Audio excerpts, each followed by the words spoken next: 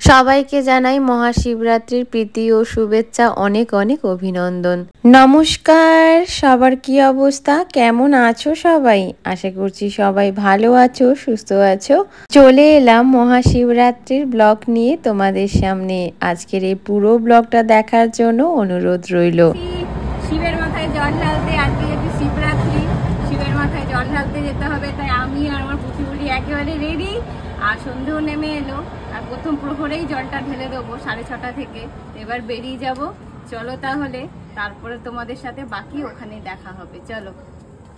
এই দেখো পুচুবুড়ি আগে আগে চলে যাচ্ছে আমাকে ফেলে, আর মন্দিরটা দেখানোর জন্যই কিন্তু আমি দাঁড়িয়ে গেছিলাম যে কি সুন্দরভাবে মন্দিরটা বেশ আলো দিয়ে সাজিয়েছে।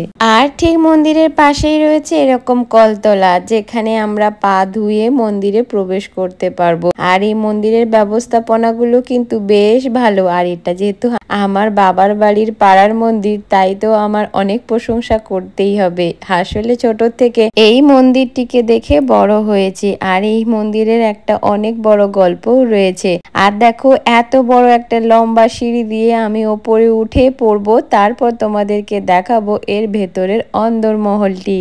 প্রথমেই মন্দিরের ভেতরে আমি থালাগুলোকে রেখে দিয়েছি, কারণ এত ভারী ভারী থালা নিয়ে পা হাত পা ধোয়া যায় কি বলো। তাই প্রথমে এগুলোকে রেখে দিয়ে তারপর পা হাত পা ধুয়ে চলে এলাম ঠাকুর প্রণামটা সেরে নিতে। প্রথমে ঘন্টাটা বাজিয়ে মা শীতলাকে হাত জড়ো করে প্রণাম করে মনে সব ইচ্ছে জানিয়ে দিলাম। তোমরাও আমার গ্রামে শীতলা মায়ের কাছে তোমাদের সমস্ত ইচ্ছের আবেদন জানাতে পারো, তোমাদেরও যেন মনস্কামনা পূরণ করেন মা।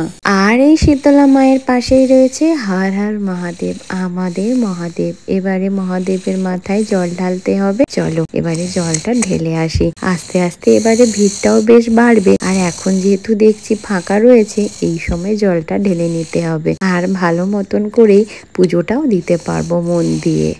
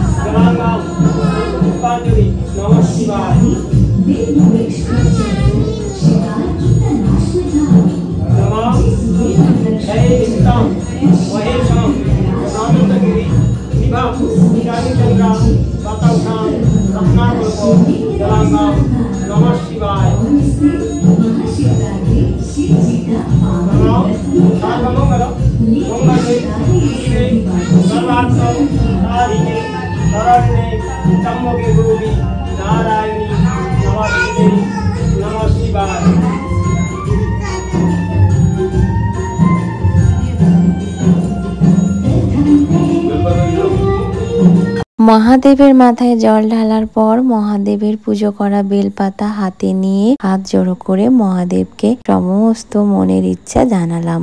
মহাদেব, তুমি পৃথিবীর সকল মানুষকে রক্ষা করো, সবাইকে ভালোবেসে আগলে রাখো, তুমিও ভালো থেকো, সবাইকে ভালো রেখো।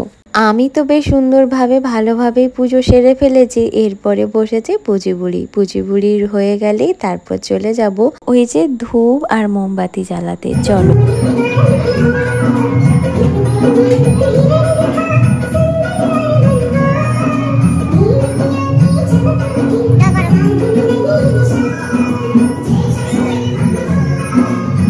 অনেক সাবধানে ধূপ আর মোমবাতিগুলো জ্বালানোর চেষ্টা করছি, কিন্তু দেখো কি যেন একটা মুশকিল ব্যাপার স্যাপার হচ্ছে। কি বলো, খালি ধোঁয়ায় ধোঁয়া।